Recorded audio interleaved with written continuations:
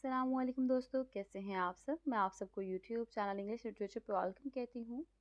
जो सब्जेक्ट हम डिस्कस करने जा रहे हैं इस लेक्चर के, that is advanced academic reading and writing. ये फोर्थ सेमेस्टर का सब्जेक्ट है।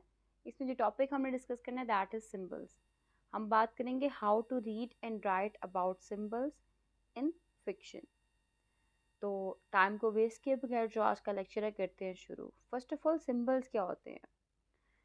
बेसिकली कोई भी ऑब्जेक्ट्स, कैरेक्टर्स, इवेंट्स जो स्टोरी में कुछ और रिप्रेजेंट कर रहे हो उसको हम लोग सिंबल कहते हैं। सिंबल होता क्या है? वेल्ड मोड ऑफ कम्युनिकेशन, ढके छुपे अल्फाज में बात करना। अपेरेंटली वर्ड कुछ और हो और इनवर्डली वो कोई हिडन मीनिंग या डीपर मीनिंग कैरी कर रहा हो। जैसे कि वो क्या क्या हो सकते हैं, मैंने बताया।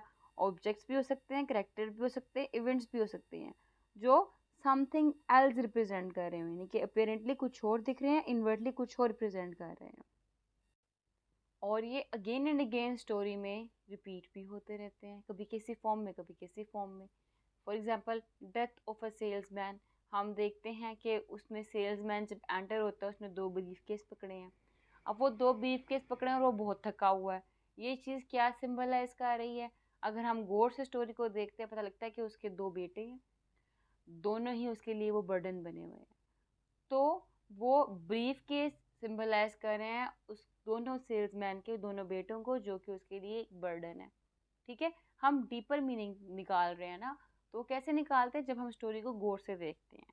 अब कुछ टिप्स हैं स्टोरी को देखते हुए सिंबल्स के बारे में कैसे फाइंड आउट करना है। नंबर 1 है जी, pay attention to any objects, characters और events that are mentioned repeatedly or that seem to have special significance। यानी आप गौर से स्टोरी के अंदर देखें कि कोई कैरेक्टर, कोई इवेंट जो अगेन एंड अगेन स्टोरी में रिपीट हो रहा है या उसकी कोई स्पेशल सिग्निफिकेंट है, तो इट मीन्स वो कोई ना कोई सिंबल होगा। फिर consider the context of the story, कि स्टोरी के थीम्स क्या हैं, उसमें कैरेक्टर्स क्या फेस कर रहे हैं, इसमें क्या कन्फ्लिक्ट है। फिर देखें, think about what the symbol could represent, सोचे सिंबल क्या रिप्रेजेंट कर सकते हैं, वो करेक्टर के बारे में क्या कह रहे हैं सिंबल, और स्टोरी के बारे में सिंबल क्या कह रहे हैं। फिर है be open to different interpretations. अब जो सिंबल होता है ना, उसका कोई भी एक सिग्निफिकेंस नहीं होती, उसका कोई भी एक मीनिंग नहीं होता।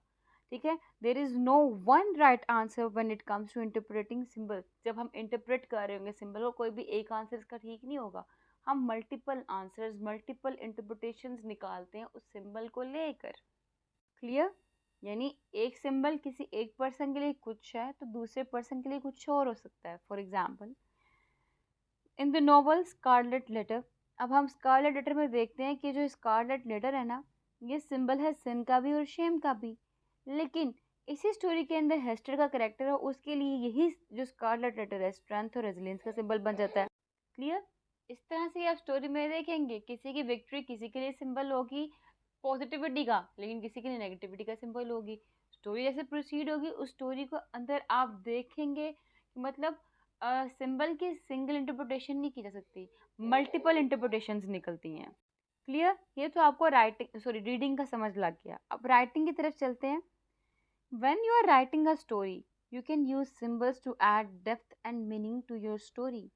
जब भी आप स्टोरी लिख रहे हैं, आप स्टोरी के अंदर डेप्थ ऐड करने के लिए, उसके अंदर डीपर मीनिंग ऐड करने के लिए सिंबल्स का यूज़ कर सकते हैं। अब कुछ टिप हैं, वो क्या है? Choose symbols that are relevant to your story's theme and characters.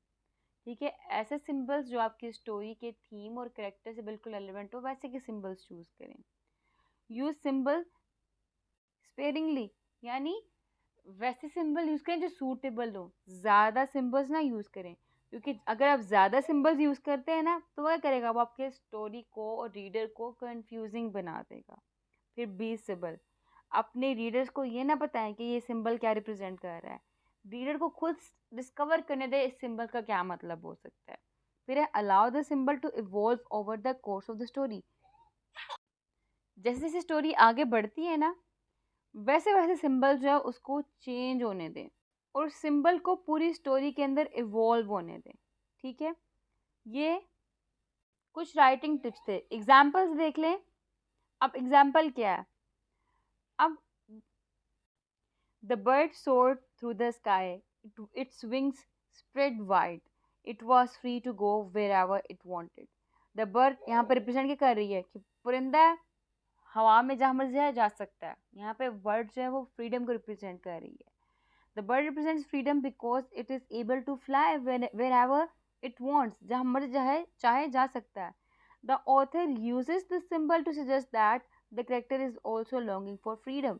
ठीक है, तो symbols can be powerful tool for storytelling। By using symbols effectively, you can create a more complex and engaging story for your readers। Clear?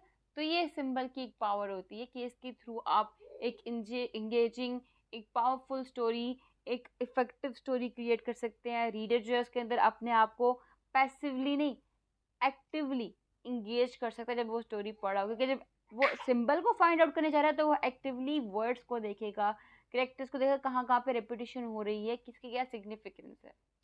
Clear?